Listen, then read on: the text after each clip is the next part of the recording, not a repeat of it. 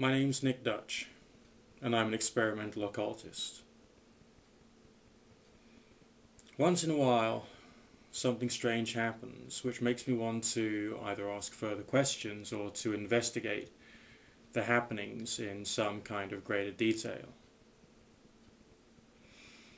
I have in the past couple of months been affected, shall we say, by the feeling of certain presences in my flat. Presences that felt like they were human, but of course there was no one actually there. This was a very strange experience by its very nature, and I wanted to investigate it more. I decided that a series of seances would probably be the best thing to do. And I started my experimentation in order to try and contact these apparent spirits with the device called the talking board, also known as the Ouija board. Obviously the word Ouija is a trade name. But the methodology is quite simple. You try and exploit the ideomotor effect to see whether your mind is being affected either by things within or things without. And the planchette, which is underneath your fingers, then moves across the board.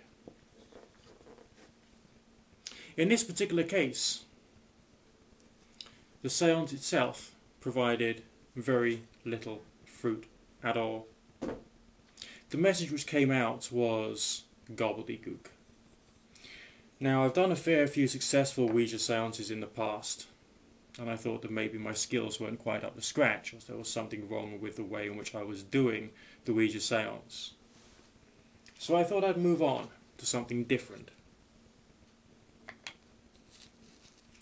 And again, with the same theme of the ideomotor effect, I decided to experiment with my pendulum to see whether I could get some answers. I asked the apparent spirit to manifest itself, to communicate with me, with peace and with love, and to answer my questions with a yes or no answer using the pendulum and the movements of the pendulum itself. But the pendulum remained still, immobile, not moving, neither clockwise nor anti-clockwise, nor forwards nor backwards, not in any real noticeable way. It didn't seem to be moving in answer to my questions. It seemed static, dead. Again, this is a rather unusual occurrence for me, because I'm rather experienced in both the Ouija, or talking board, and of course the pendulum itself. And I was getting rather frustrated by this. So I stopped in my experimentation and put the kettle on. A tea break provided me with a perfect opportunity to be able to explore tasseomancy, or divination via tea leaves, in the hope that the apparently random pattern of the marks left by the tea, when of course made with an infuser, not just a tea bag, could provide me with some kind of answers, or could stimulate my mind somehow into reaching into my own natural sixth sense, if it is there,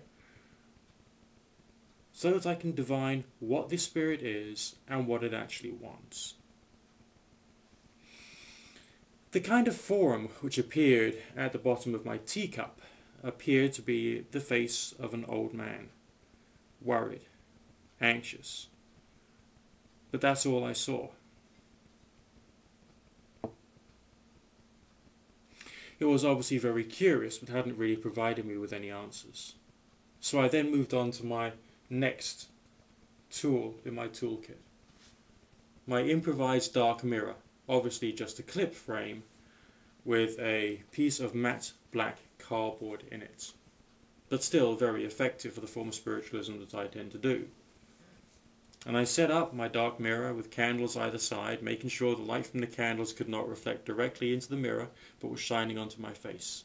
And I stared at my own reflection, and I asked the spirit to manifest itself.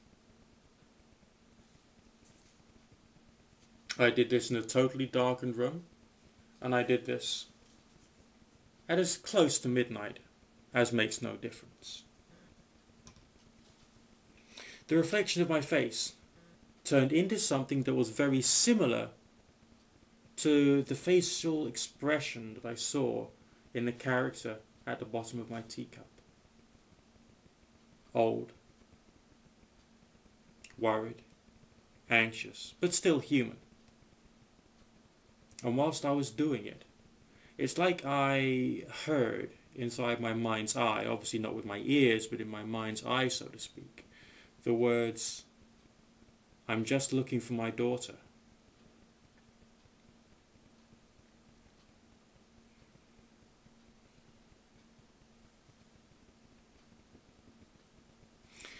Again, this was very curious. It doesn't matter how many of these strange experiences we have, we still can't say for sure whether spirits do actually exist or whether they do not.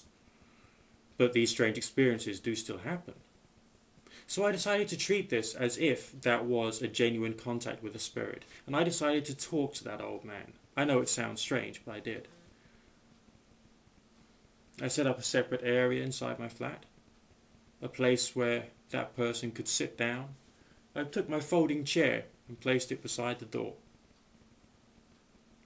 I placed beside that chair a nice cup of tea and a biscuit, as if an offering to welcome this spirit. I asked this spirit to sit down. Obviously there was nobody there. I was talking to thin air, but I was talking to this thing as if it was there. I told it that there was no daughter in this flat, that I'd been here for 4.5 years, and I was the only person who lived here, that I was sorry I couldn't help, and I wished him all the best in finding his daughter. At that moment, a feeling like a sense of oppression being lifted off my shoulders happened. The whole atmosphere and air within my flat became lighter, more normal and calmer. And as it happened, I again heard the words in my mind's eye, so to speak, as if it was a bolt of energy being thrown at my head. Thank you. With the same kind of timbre, rhythm and tone, so to speak, as the first vocal communication from the spirit.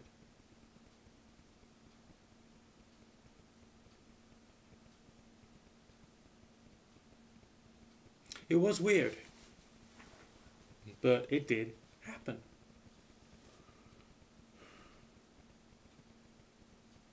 These experiences, they make us want to ask more questions. They don't provide us with the answers, but the questions still remain, and the experiences still carry on.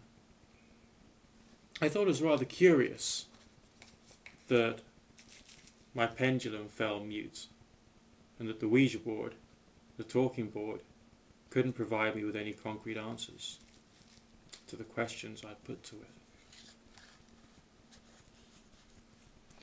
It appeared that for whatever reason, this being, if it did exist at all, seemed to want to communicate through expressing emotion. The emotion of a facial expression, the emotion of words being communicated as if spoken.